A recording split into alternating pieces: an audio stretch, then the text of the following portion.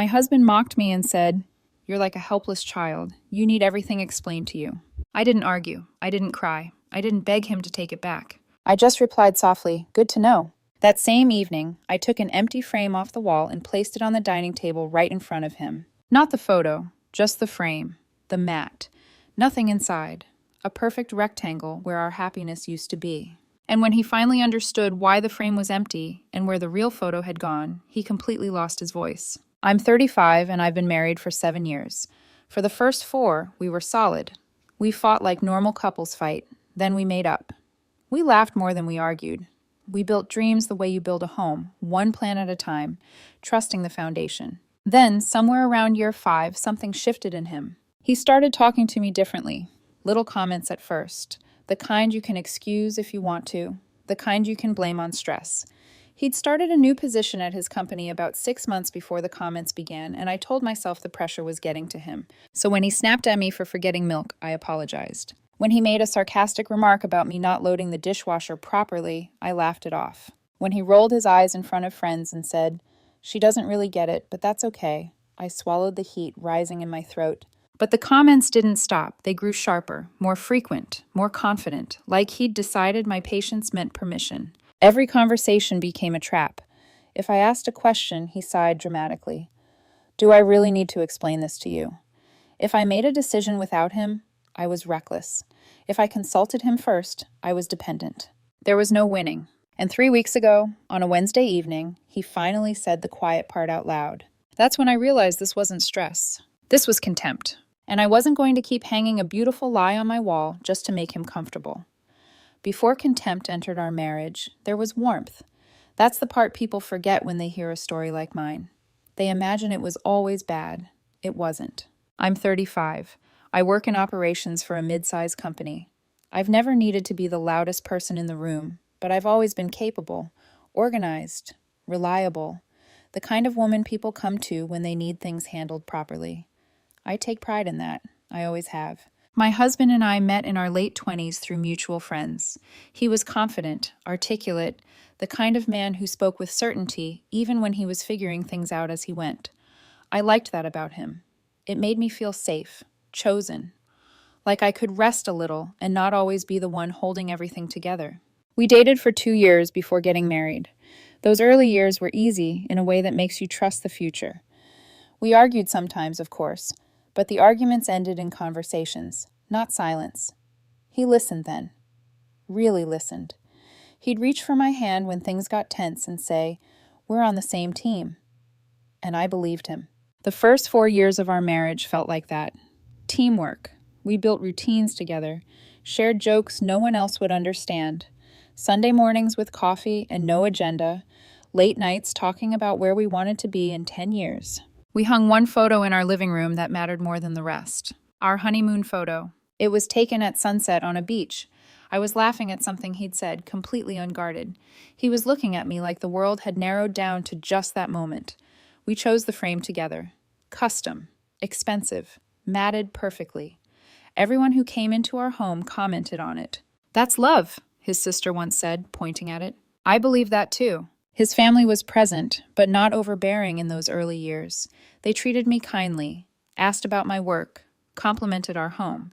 He defended me when small disagreements came up, always gently, always with a sense of unity. That's why the shift caught me off guard. Around year 5, after he started a new role at work, his tone began to change. Not all at once, slowly, like a dimmer switch being turned down. So gradually, you don't notice the room getting darker. He became more impatient, less curious, more dismissive. At first, I told myself it was stress. New responsibilities, pressure to perform. I wanted to be supportive. I didn't want to add to his burden, so I absorbed things that hurt more than I admitted. I adjusted, I softened, I explained myself more carefully. I didn't realize I was training him how to treat me, because when disrespect doesn't meet resistance, it doesn't stop. It grows. And by the time I finally noticed how far things had shifted, the woman in that honeymoon photo already felt like someone I used to know. The change didn't announce itself. It crept in quietly, disguised as efficiency, confidence, just being honest. At first, it sounded like jokes. If I asked a question about something he was working on, he'd exhale loudly and say, "Never mind, I'll just handle it. If I suggested a different approach to a problem, he'd smirk and reply, "You wouldn't really understand the details anyway." He said it lightly, casually, like it wasn't meant to land. So I told myself it didn't. When we had friends over, I noticed how his tone shifted. He'd interrupt me mid-sentence to clarify what I meant. He'd correct small details that didn't matter. If I tried to explain a story, he'd finish it for me. Faster, louder, with a glance around the room that said, "Let me take over." Once, when someone asked my opinion about a work-related topic, he laughed and said, "She doesn't really get this stuff, but she's great with the big picture." I smiled. Everyone else did too. Later that night, I stood in the bathroom staring at my reflection, trying to understand why my chest felt tight over something so small. I told myself I was overreacting, that marriage required patience, that no one was perfect. But the comments didn't stay small. At home, everything became instructional. How I loaded the dishwasher, how I folded towels, how I phrased emails, how I scheduled our week. If I did something differently than he would have, he corrected me. If I asked him how he wanted something done, I was being dependent. If I didn't ask, I was being careless. There was no version of me that was right. I started noticing the sighs before the words, the eye rolls, the way he'd look past me when I spoke, already preparing his response instead of listening. Conversations stopped feeling like exchanges and started feeling like evaluations. And slowly, without realizing it, I began shrinking. I asked fewer questions, offered fewer opinions, let him decide things just to avoid the commentary that followed. It was easier to stay quiet than to be corrected. The worst part was how normal it began to feel. Contempt doesn't always shout. Sometimes it speaks in a tone that assumes superiority. Sometimes it hides behind phrases like, "I'm just being realistic," or "I'm only saying this because I care." I remember one evening in particular. We were talking about plans for the weekend. I suggested visiting friends out of town. He paused, tilted his head slightly, and said, "Do you really think that through, or do you just say things?" I laughed reflexively, even though nothing about it was funny. "What do you mean?" I asked. "I mean," he said, "you don't always think things through. I have to do that part." That night, I lay awake next to him, staring at the ceiling, replaying the sentence over and over. I have to do that part, as if I wasn't capable, as if I hadn't been managing my own life long before him, as if marriage had quietly rewritten me into someone smaller, less competent, less worthy of respect. I wanted to confront him.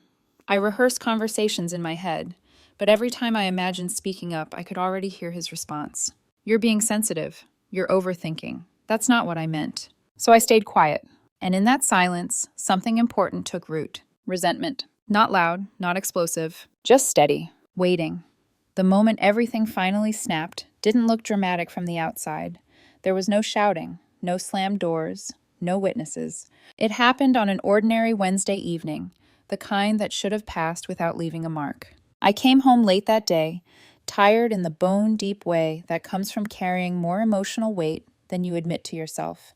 He was already at the dining table, laptop open, sleeves rolled up, fully absorbed in whatever he was working on. The glow of the screen lit his face, sharp and distant. I stood there for a second, keys still in my hand, watching him type. "What do you want for dinner?" I asked. My voice was neutral, practical. I was offering to cook or order in. Either way, I was trying to be considerate. He didn't look up. "I don't know," he said flatly. "Figure it out." "Okay," I replied. I paused, scanning the mental list of places we usually agreed on. I was thinking maybe that Thai place you like. That's when he sighed. Not a normal sigh, not the kind that means exhaustion. It was the kind of sigh that makes you feel 2 inches tall, the kind that carries judgment before the words even arrive. He leaned back in his chair and finally looked at me. "You're like a helpless child," he said. "Do you need me to make every single decision for you? You need everything explained to you." For a moment, my body reacted before my mind did. My stomach dropped. My chest tightened. My ears rang softly, like I'd been struck somewhere I didn't know how to protect. I stood there staring at him, trying to process what I'd just heard. This wasn't sarcasm. This wasn't stress. This wasn't a bad day. This was contempt. Clean, undisguised, spoken without hesitation. Something inside me went very still. "Good to know," I said quietly. He blinked, clearly expecting an argument, a defense, tears, something he could dismiss. Instead, I turned and walked into the kitchen. I ordered food without asking his opinion. I ate in silence. He went back to his laptop like nothing had happened. The normalcy of it made my skin crawl.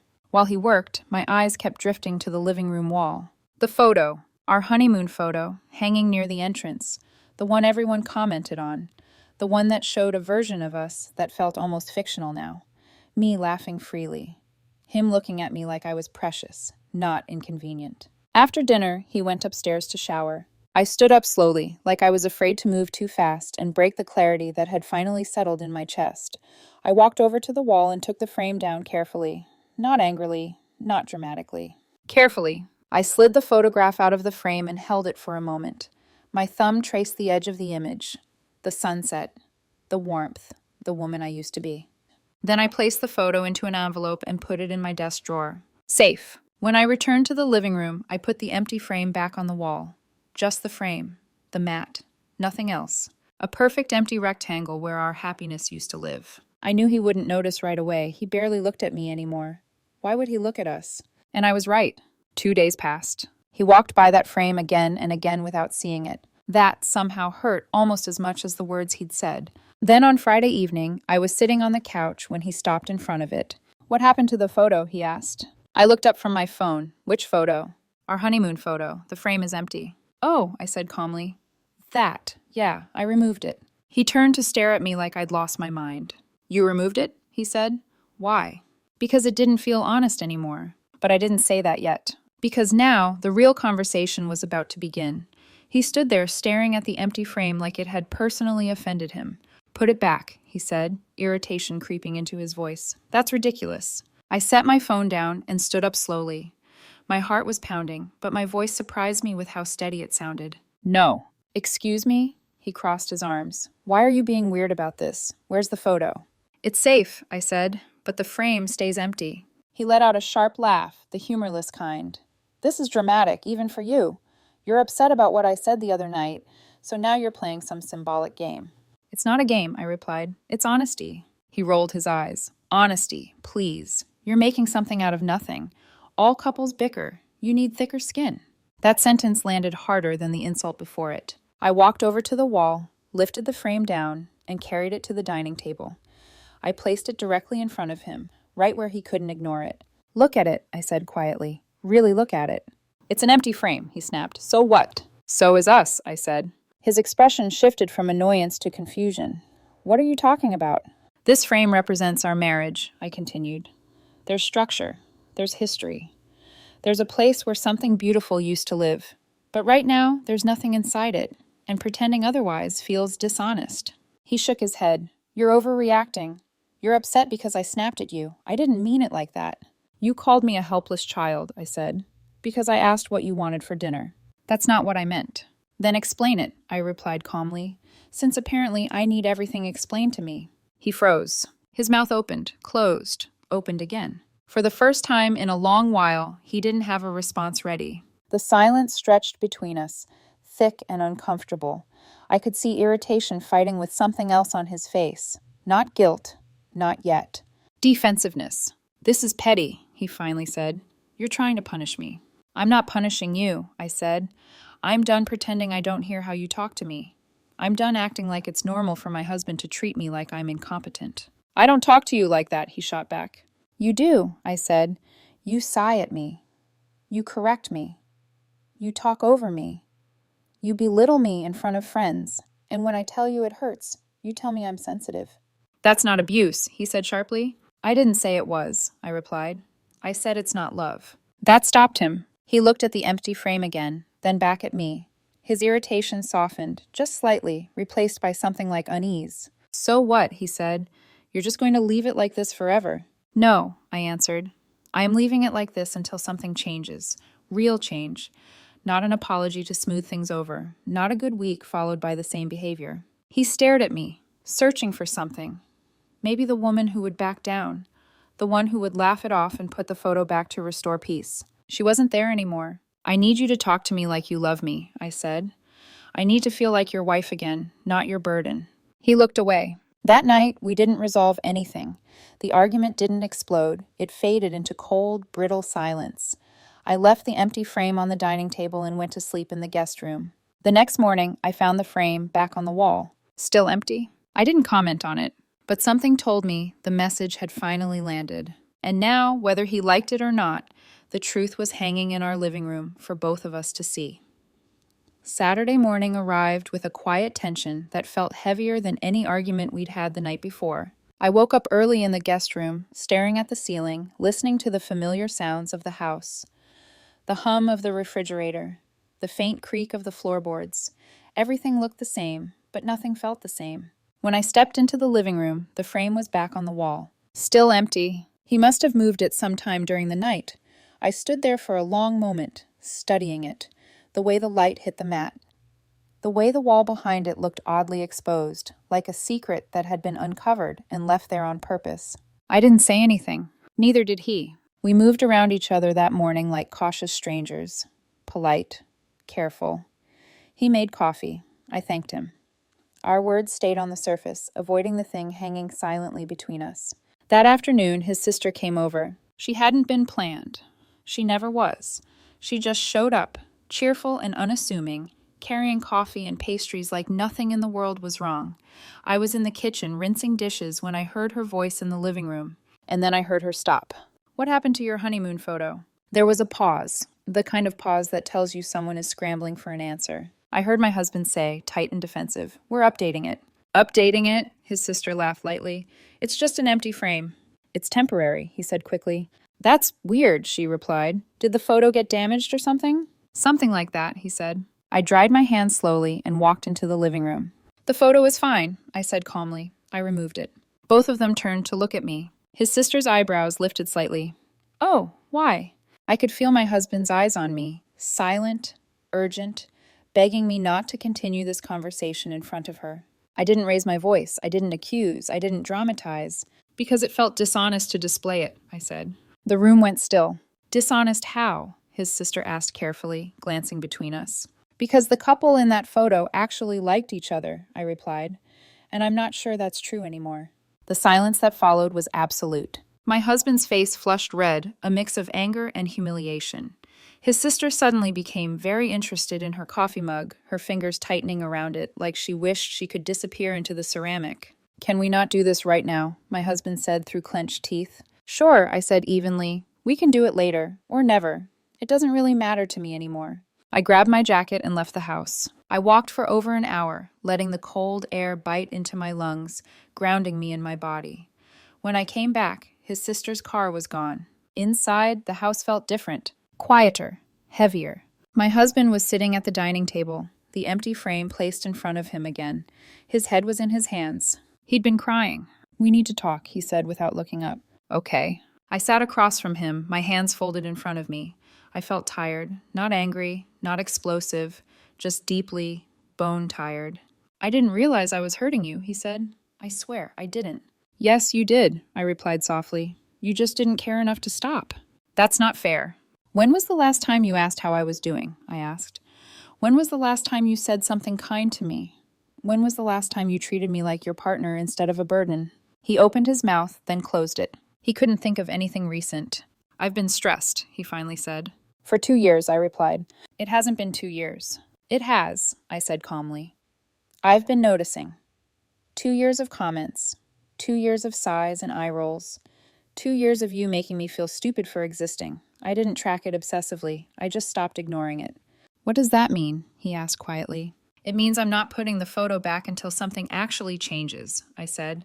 "Not an apology, not a few good days. Real change." He was quiet for a long time. "I love you," he said finally. "Then show me," I replied, because right now, that empty frame is the most honest thing in this house. The week that followed was tense in a different way. He tried, I'll give him that. He caught himself before making snide comments. He asked about my day. He suggested we watch something together. He said thank you for small things he used to ignore. But it felt rehearsed, like he was following instructions instead of understanding the harm, like he was checking boxes on a list titled, "How to Save My Marriage," without really unpacking why it needed saving in the first place. The frame stayed empty. It became something we both noticed but never mentioned.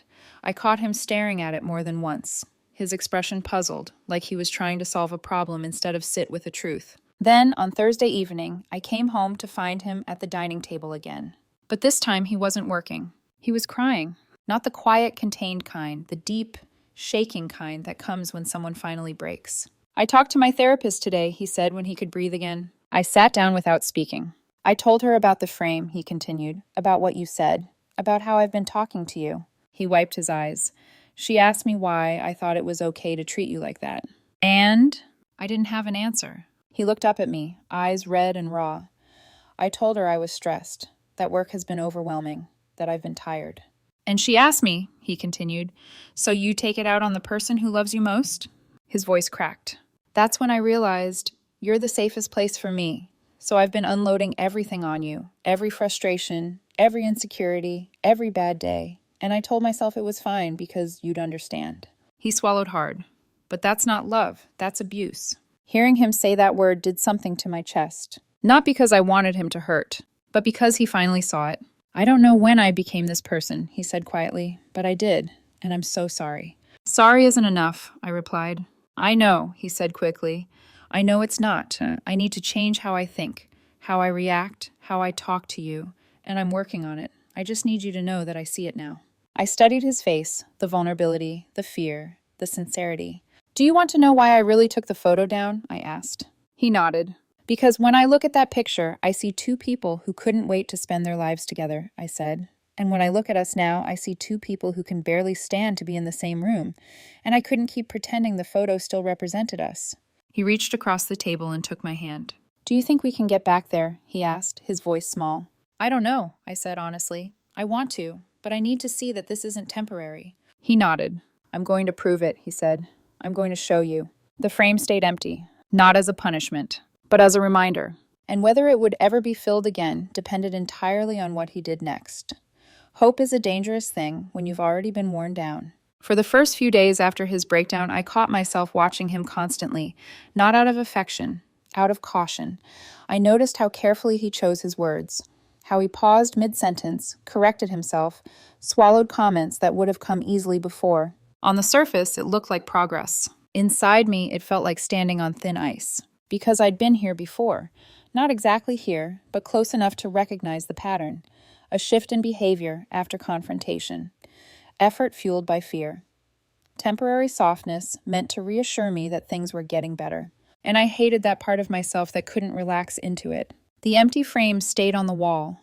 We both avoided talking about it directly, but it hovered in every room like a third presence. Sometimes I caught him staring at it, his expression tense, thoughtful. Sometimes I caught myself doing the same, wondering whether I was being unfair by keeping it empty. That doubt crept in quietly. Maybe I was being dramatic. Maybe people really did say hurtful things without meaning them. Maybe 7 years deserved more patience than this. Those thoughts always came late at night, when the house was dark and my defenses were tired. One evening, I lay awake listening to him breathe beside me, realizing how long it had been since I'd felt safe enough to fall asleep first. That realization hit harder than any insult, because love shouldn't require vigilance. The lowest moment came a week later. We were getting ready for bed when he asked, gently, "Do you think we're okay?" It wasn't an accusation, it wasn't defensive. It was afraid. I opened my mouth to reassure him out of habit, then stopped myself. I don't know, I said honestly. He nodded, but I saw the flicker of panic in his eyes. I'm trying, he said quickly. I really am. I know, I replied, but trying isn't the same as changing. He looked away. That night, I cried quietly in the bathroom with the door locked, sitting on the cold tile floor so he wouldn't hear me. Not because he'd said something wrong, but because I realized how deeply tired I was. Tired of monitoring tone. Tired of evaluating effort. Tired of wondering whether love was something I had to constantly negotiate. For the first time, a terrifying question surfaced clearly. What if this doesn't change? What if this is just who he is now? And even worse, what if I stay anyway? I imagined myself 5 years from now, still absorbing comments, still justifying disrespect because he's better than he used to be. I imagined the empty frame still hanging there, a symbol that had lost its power because I'd accepted less than I deserved. That image broke something open in me. The next morning, I stood in front of the frame alone. The house was quiet. Sunlight filtered through the window, casting shadows across the empty mat. I realized something with brutal clarity. The frame wasn't about him anymore. It was about me. About whether I was willing to walk away if this effort faded. About whether I truly believed my own worth when no one was actively diminishing it. about whether I would choose peace over familiarity. That was my darkest moment. Not anger, not betrayal, but the fear that I might betray myself by staying silent again. And once that fear took shape, I knew a turning point was coming. Because I had already decided something I hadn't said out loud yet. I would never live inside that empty frame. Not again. The turning point didn't arrive with a confrontation. It arrived with a decision I made quietly, alone, before I ever said a word to him. I stopped watching him. That was the first change. I stopped tracking his tone, stopped counting how many times he caught himself, stopped grading his progress like a report card I never asked to hold. I realized something uncomfortable about myself in those days. As long as I was monitoring him, I was still centering my life around whether he changed. And I didn't want that anymore. One afternoon, I left work early and went for a long walk by myself. No podcast, no music, just my breath and the sound of my shoes against the pavement. I replayed our last 7 years, not through the lens of blame, but through truth. I remembered who I was before I learned to shrink, before I learned to laugh things off, before I learned to absorb contempt and call it patience. I realized something simple and devastating. Even if he changed perfectly from this day forward, I would still need time to trust that the change was real, and I was allowed to need that time. That night, I asked him to sit down with me. Not at the dining table, not in front of the frame. On the couch, side by side, no props, no symbols. I need to tell you something, I said. He tensed immediately, bracing for impact. I'm not taking the photo down as a test, I continued, and I'm not keeping it empty to punish you. He looked at me carefully. I'm keeping it empty because I need to see who you are when nothing is hanging over your head, when you're not afraid of losing me, when you're not reacting to being confronted. He swallowed. That's fair. I also need you to understand something else, I said. If things go back to how they were, even slowly, even subtly, I will leave. The words sat between us, heavy and unmovable, not as a threat, as a boundary. He nodded. I hear you. Do you? I asked. Or do you just understand what you're supposed to say right now? He was quiet for a long time. Then he said something different than he ever had before. I don't want to be right anymore, he said. I don't want to win conversations. I don't want to feel smarter or more in control. I want to be someone you feel safe with. I watched his face as he said it. Not for performance, for alignment. I know I broke something, he continued, and I know I don't get to rush you into trusting me again. I just want the chance to rebuild it, even if it takes longer than I want. That was the moment something shifted. Not forgiveness, not certainty, agency. For the first time in a long time, I felt like I was choosing, not reacting. Over the next few weeks, I noticed changes that didn't ask for applause. He listened without interrupting. He asked questions without correcting my answers. When he slipped, he stopped himself and named it without being prompted. And I noticed something else. I was speaking more freely. I disagreed without bracing. I asked questions without apologizing. I let silence exist without filling it to keep the peace. The power dynamic was changing. Not because he was giving me power, but because I had taken mine back. The frame stayed empty, but it no longer felt heavy. It felt honest. And for the first time since all of this began, I believed that no matter what happened next, I would be okay. Because the future of our marriage was no longer the only thing holding me together. I was. Change doesn't happen in private, not real change. It leaves marks, ripples, consequences that touch the people around you whether you want them to or not. The first place I saw the fallout was in how other people started reacting to us. His family noticed before we ever said anything. At a Sunday lunch a few weeks later, his mother watched us carefully from across the table. She noticed how he waited before speaking now, how he looked at me when I talked instead of talking over me, how I finished my sentences without being interrupted. At one point she asked lightly, "Everything okay with you two?" He opened his mouth to answer, then closed it. He looked at me. "We're working on some things," I said calmly. That was all. No defensiveness, no performance, no pretending. The silence that followed was different than before, curious instead of tense. Later, when his mother pulled him aside, I didn't feel the usual spike of anxiety. I didn't wonder what version of me he was presenting in my absence. I trusted, for the first time in a long while, that he wasn't minimizing me to make himself more comfortable. At home, the dynamic continued to shift. He stopped correcting me reflexively. When disagreements came up, they stayed disagreements instead of turning into lessons. If he slipped into old habits, he caught himself quickly, without excuses. And I did something new too. I stopped cushioning my truth. When something bothered me, I said it plainly, not apologetically, not wrapped in humor, not softened so it would be easier to swallow. And when he listened, really listened, I felt the difference in my body. My shoulders stayed relaxed. My breath stayed steady. I wasn't bracing for impact anymore. The biggest fallout, though, wasn't external. It was internal. I realized how much of myself I'd lost trying to keep our marriage smooth. How often I'd chosen peace over honesty. How often I'd taken responsibility for his reactions just to avoid conflict. That realization was uncomfortable, because it meant I wasn't just healing from what he'd done. I was healing from what I'd allowed. One evening, a month after the frame came down, his sister came over again. She noticed the empty frame immediately. She didn't ask about it this time. She just looked at it, then at us. We were cooking together, laughing about something stupid. Not performative laughter, real laughter. I saw her expression soften. She understood. Later, after she left, he turned to me and said quietly, "Thank you for not giving up on me." I met his eyes. "I didn't give up on you," I said. "I stopped giving up on myself." That distinction mattered. The fallout wasn't about punishment. It wasn't about shame. It wasn't about making him suffer for what he'd done. It was about accountability, about letting the truth stand where everyone could see it instead of covering it up with pretty explanations. The frame stayed empty, not because we were broken, but because we were rebuilding something that couldn't be rushed. And for the first time in years, I wasn't afraid of what rebuilding would require, because I knew one thing for certain now. If he stopped choosing me with his actions, I would choose myself without hesitation. And that knowledge changed everything. It's been 6 weeks since the night the frame became empty. Not 6 perfect weeks, not a fairy tale transformation, but 6 honest ones. My husband has been in therapy twice a week. Not because I asked, because he chose to. He's been reading books about communication, about emotional abuse, about how contempt quietly destroys intimacy long before love disappears.